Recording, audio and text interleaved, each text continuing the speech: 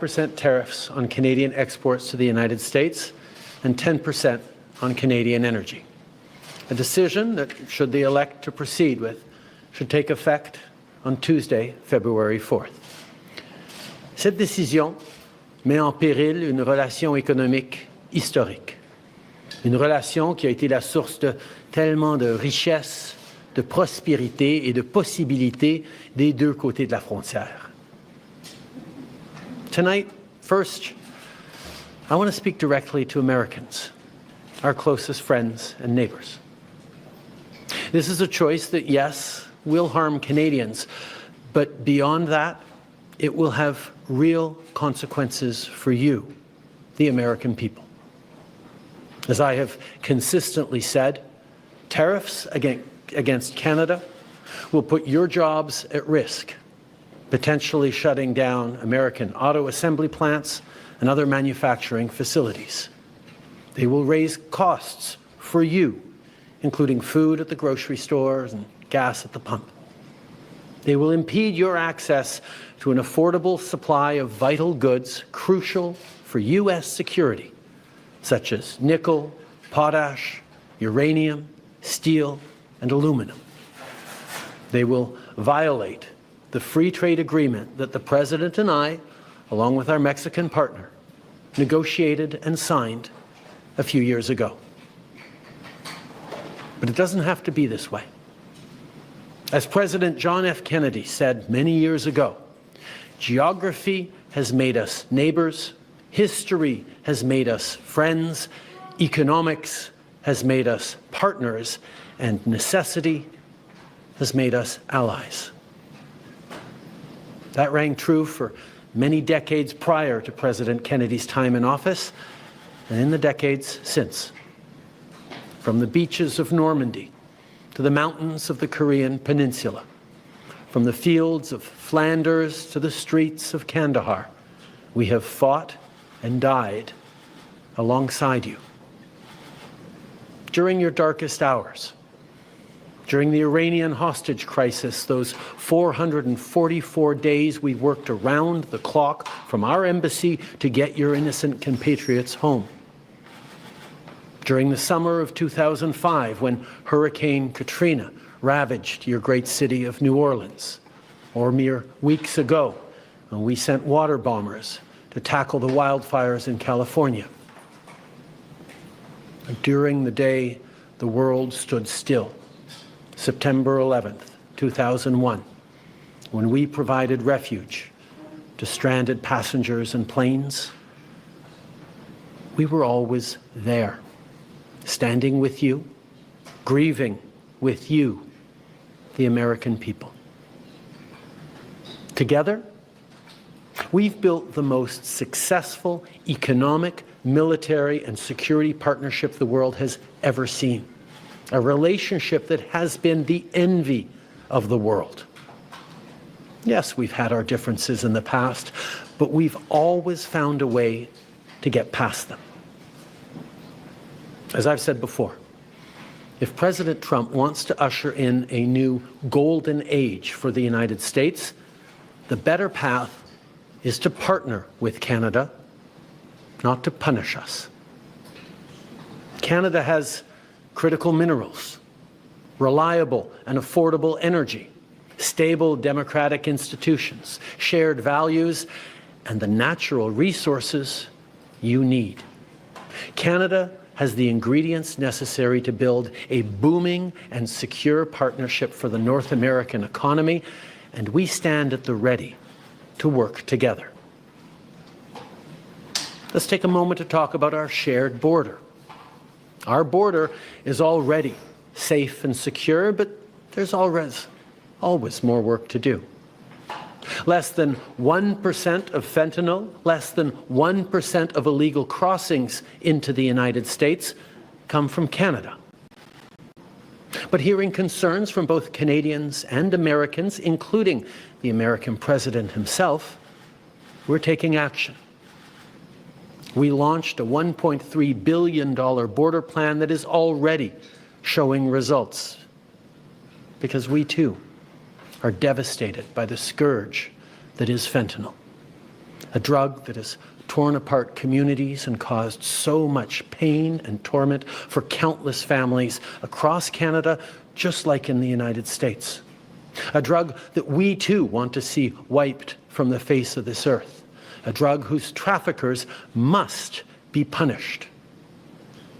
As neighbors, we must work collaboratively to fix this. Unfortunately, the actions taken today by the White House split us apart instead of bringing us together.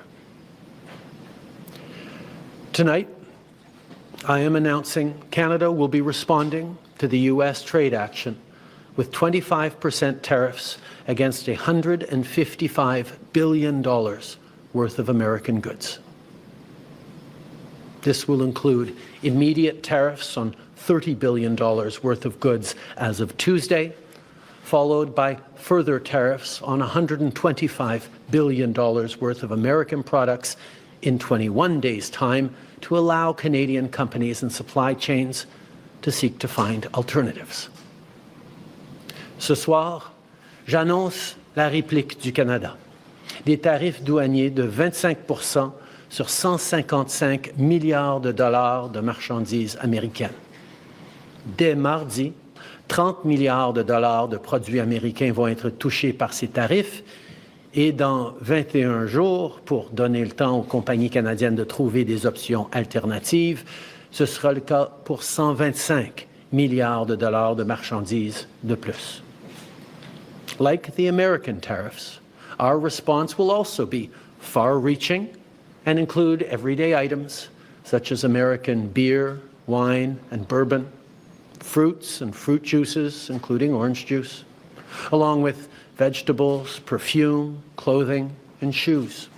It'll include major consumer products like household appliances, furniture, and sports equipment, and materials like lumber and plastics, along with much, much more.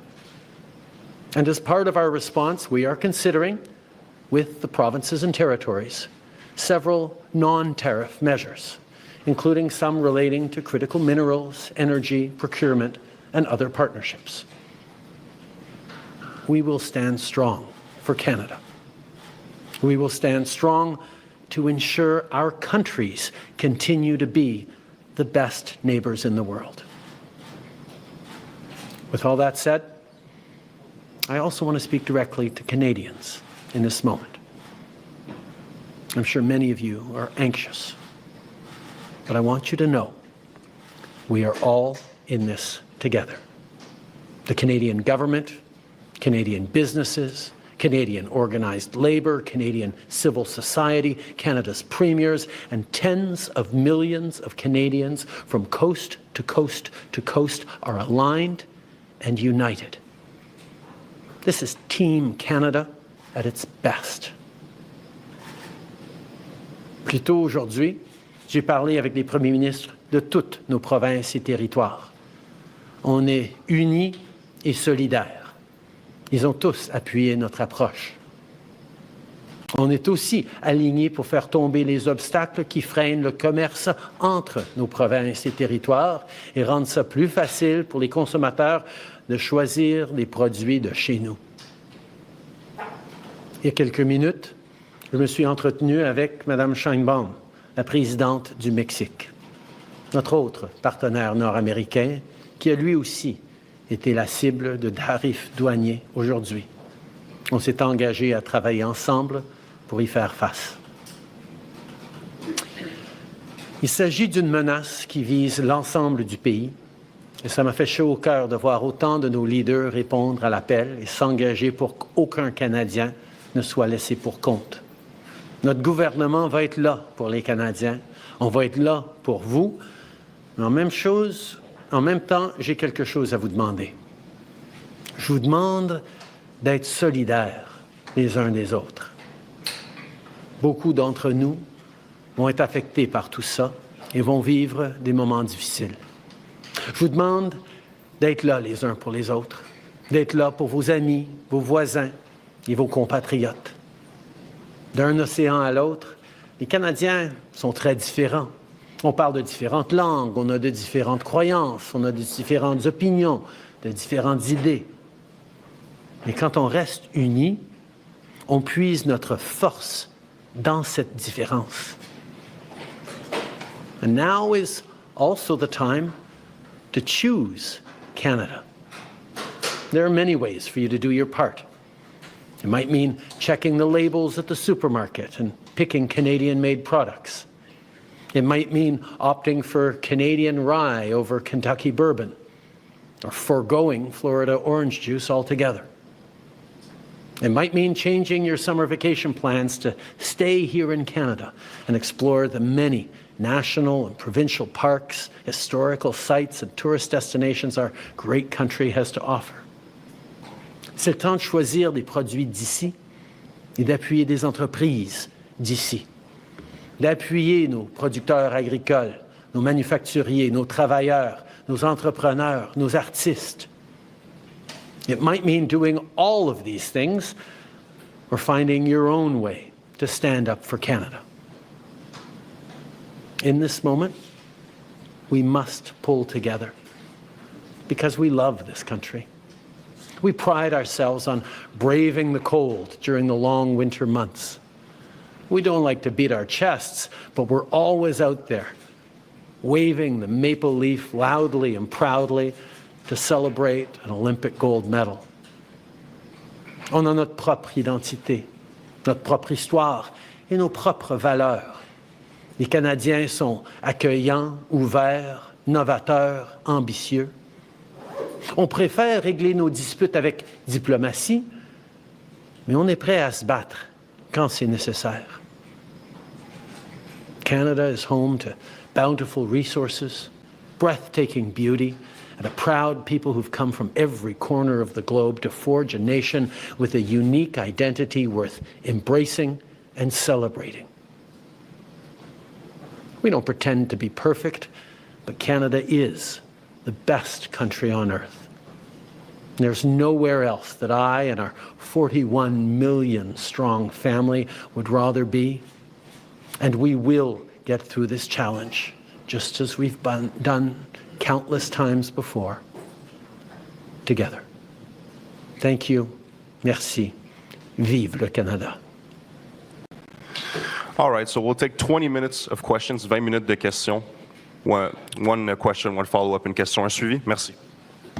Bonsoir, Monsieur le Premier ministre, Raymond Filion de TVA. Est-ce que vous avez parlé ou tenté de parler avec le président Trump aujourd'hui ou dans les derniers jours?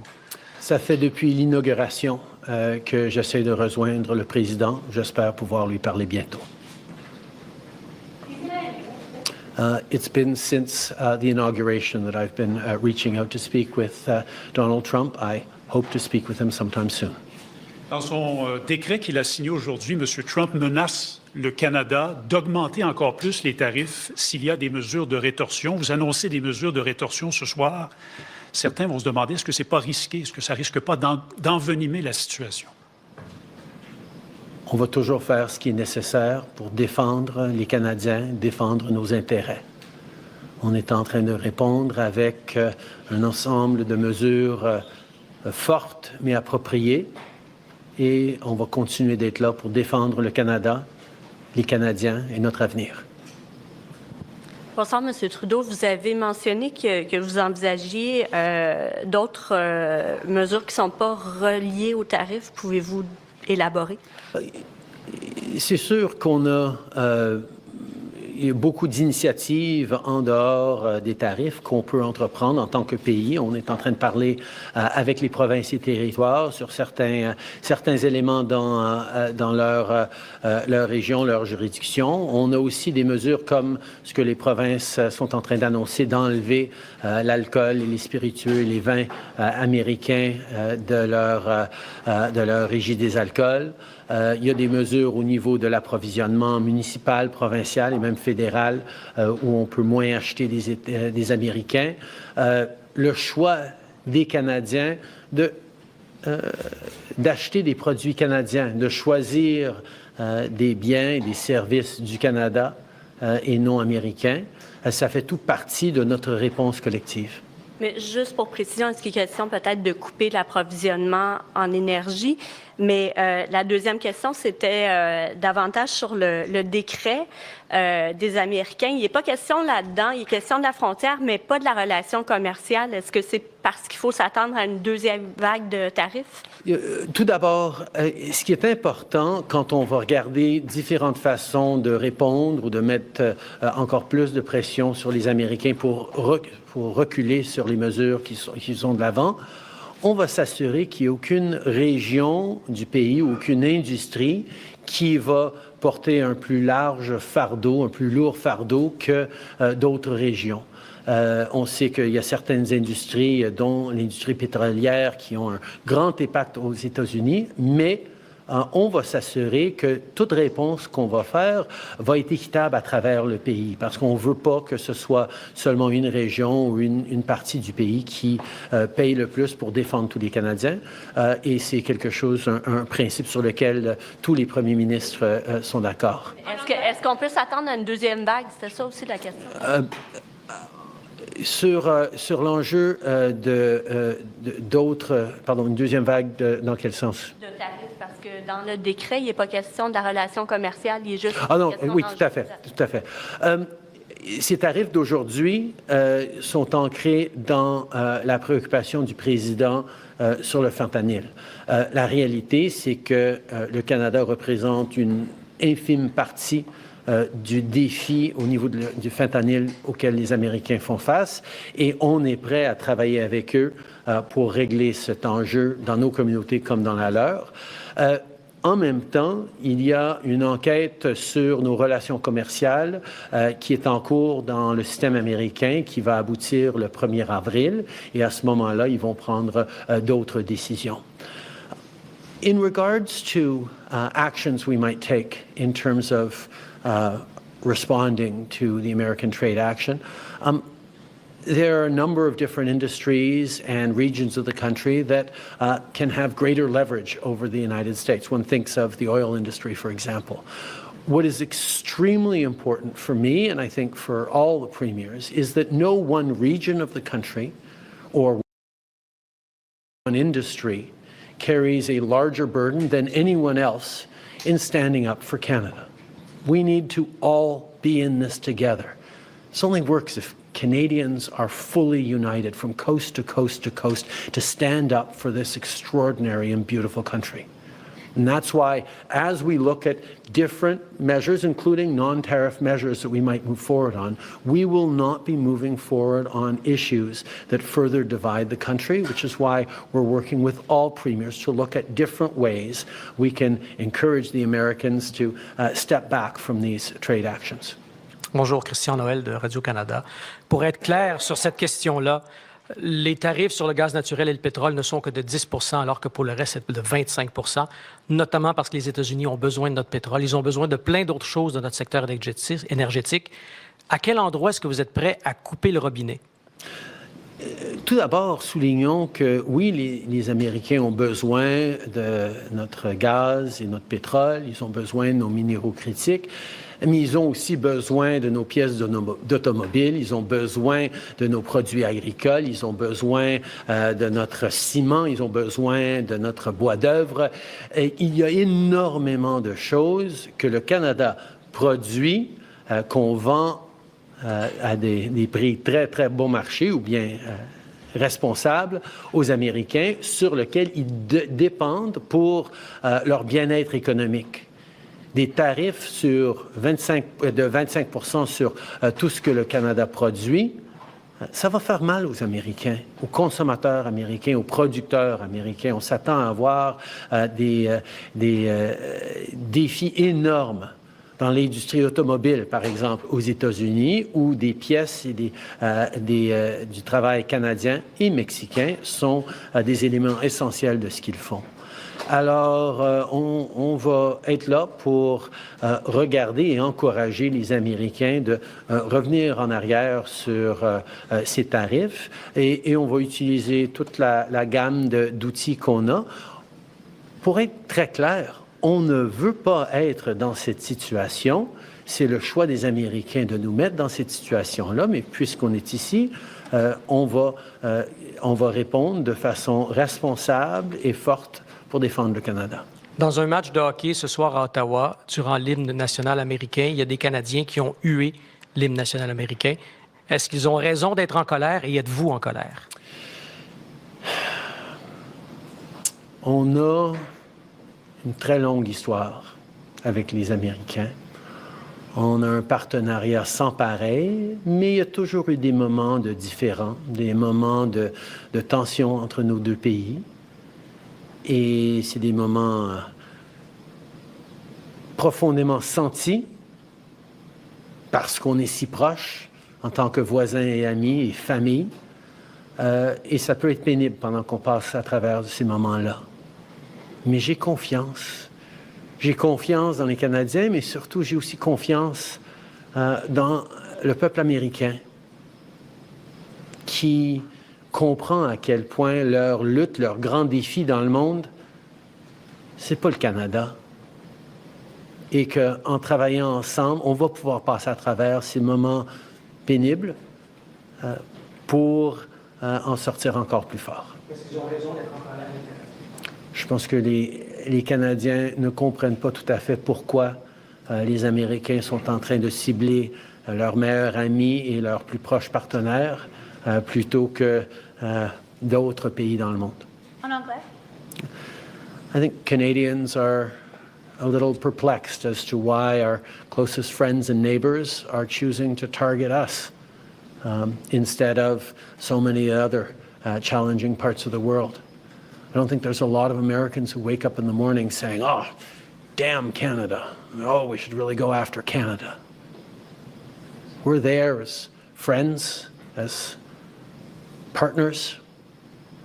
We always have been, we always will be. Sure, we're going through a difficult time right now, and yeah, emotions may run high here and there, particularly around hockey games. But I know we're going to make it through this because we have the most successful partnership the world has ever seen, and it's a true value in this time of really challenging geopolitical instability. Gillian Piper with Global News. Prime Minister, will you recall Parliament to pass a bill to help Canadian workers and end prorogation? As you can see from our strong response package, as we spoke about with premiers this afternoon and have for many weeks, we have the tools to be able to support Canadians through this challenging time as it stands. This is a moment for Canadians to pull together, including Canadians of all different political parties. This is a moment where we need to set aside our differences and focus on delivering for Canadians, standing up for Canadians, and protecting the most successful political, military, economic, and security partnership the world has ever seen. And that's exactly what we're going to do. We have the tools to do it as a government right now, and we will keep doing it alongside our premiers and our partners. A member of the Canada-U.S. Council, Alana Payne, today said that an ally would not act this way, and therefore the U.S. is no longer Canada's ally. Do you agree with that? Like I said, I think there are going to be people who are upset and even hurt by what's gone on here. But I have faith. I have faith in Canadians, but I also have faith in the friendship between Canada and the United States that has gone through challenging times before, but we always make it through because we've been able to count on each other for over 150 years, and we will continue to be able to do that long into the future. This is a friendship that has stood the test of time, and despite challenges that we can work on and we will work on together, we will continue to be friends and neighbors. Prime Minister, you said earlier that you're not going to move forward on measures that would further divide the country. Does this mean that blocking energy exports is fully off the table? It means that any conversations around further measures, particularly involving one industry or one region of the country more than another, is something that we're going to do carefully and thoughtfully and with the full partnership of regional leaders, provincial premiers, businesses. No one part of the country should be carrying a heavier burden than any other. We're in this together. We're all going to stand together, and we'll be there for each other from coast to coast to coast. And President Trump said in the executive order that it's about the border and fentanyl. Do you think that this is what it's about? We have one of the strongest, more secure borders in the world between Canada and the United States. As I said, less than 1% of fentanyl going into the United States come from Canada. Less than 1% of illegal migrants going into the United States come from Canada. That doesn't mean there isn't more to do. And that's why we've invested $1.3 billion in strengthening our borders. And we're seeing over the past number of weeks, past couple of months, the numbers significantly decrease at the border already. We are making progress in working together, including sending joint teams over to China to talk about the precursor chemicals that get developed into fentanyl all across North America. There are things that we can and must do together, and I understand the preoccupation the American president has with fentanyl deaths. We share those preoccupations. We've seen far too many communities across our country devastated by toxic drug supplies, by fentanyl, by opioid addictions. We have taken action over the years, but we're happy to do even more with the United States to counteract this horrific tragedy.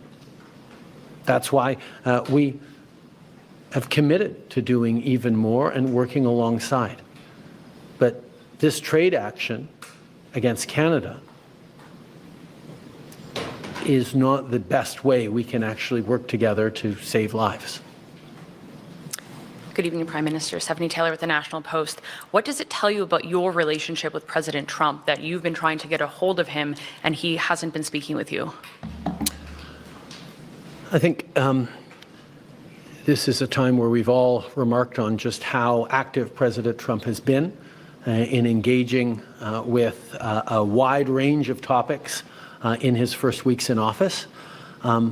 As you all know, I've had many good and substantive conversations with President Trump over the past months, where we've highlighted the work that we can do. Our ministers and officials have been engaging, in many cases like today, multiple times a day with their counterparts to talk through these issues, to move forward on areas of mutual concern. We will continue to engage, and I will continue to be there to work with President Trump as we've worked together in the past. We've worked together to solve some pretty challenging issues over the years. I look forward to doing that again. Je pense qu'on peut souligner à quel point le président est extrêmement actif avec beaucoup de différents enjeux sur sa table. Ça fait plusieurs mois que j'ai eu beaucoup de conversations avec lui sur les enjeux dont on est en train de discuter aujourd'hui. Il sait très bien mes positions et en même temps, les ministres sont extrêmement actifs à être engagés avec leur contrepartie américaine, y compris plusieurs fois chacun aujourd'hui, pour souligner le travail que nous pouvons faire. Alors, il faut se souvenir que moi et le président, nous avons réglé de grands enjeux dans le passé et je suis toujours prêt à le faire encore une fois. But if you can't get a hold of President Trump on a day as consequential as this, when it really matters, can Canada have a productive relationship with President Trump and the Trump administration moving forward? As I've said, we have had a very effective and constructive series of conversations throughout the American administration. We'll continue to. I look forward to speaking with President Trump in the coming days and weeks. This is something that matters, but we've solved big issues before, and we will solve them again. Last question, dernière question, s'il vous plaît. Thanks for taking our questions. Raisa Patel, the Toronto Star. When did you first learn that President Trump intends to increase tariffs if Canada retaliates, and how has that changed your strategy? I think Canadians understand that we need to respond to this. We need to respond in a way that is appropriate, that is measured but forceful, and that meets the moment. We're certainly not looking to escalate, but we will stand up for Canada, for Canadians, for Canadian jobs. We will also continue to do more together with the United States to counteract the scourge that is fentanyl. We will continue to work on growing our economies together, on creating jobs and competing with the rise of non-market economies around the world. We can and will do things together, and that is my focus. My job is to stand up for Canadians. That's exactly what we're doing. But we're also standing up for the relationship between Canada and the United States, which, as I've said, is the most successful partnership and friendship the world has ever seen. You're dealing with the U.S. administration that says, there's nothing that you can do to stop this. We're not looking for any concessions. So do you see any conceivable way out of this because of that? The coming weeks will be difficult for Canadians, and they'll be difficult for Americans. The level of cooperation, the level of effective partnerships between our two countries that have been established over decades and generations means that this trade action by the Americans and our response is going to have real consequences for people, for workers on both sides of our border. We don't want to be here. We didn't ask for this. But we will not back down in standing up both for Canadians and for the incredible, successful relationship and partnership between Canada and the United States. I look forward to working with the American administration on a range of challenging issues that our communities and our world is facing. And I hope that day comes soon. Merci beaucoup. All right, this concludes today's press conference. Ça conclut la conférence de presse d'aujourd'hui. Merci. Merci tout le monde.